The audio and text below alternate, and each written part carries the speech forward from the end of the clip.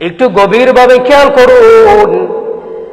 প্রতিদিন সকালে দেখবেন পাখিগুলো ফজরের আজানের আগে উঠে পাখিগুলো কত সুন্দর কিচিরমিচির গান গায়।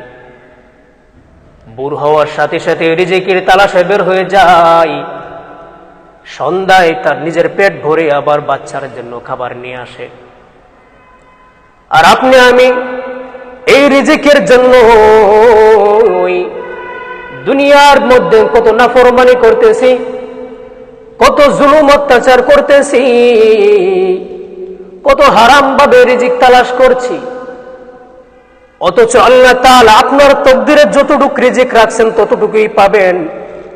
যদি আপনি হালাল ভাবে চিন্তা করেন, আল্লাহ তাআলা আপনাকে সেই রিজিকটা হালাল ভাবে দিবেন। আর যদি আপনি হারাম ভাবে চিন্তা করেন, ওই রিজিকটাই পাবেন কিন্তু হারাম ভাবে পাবেন।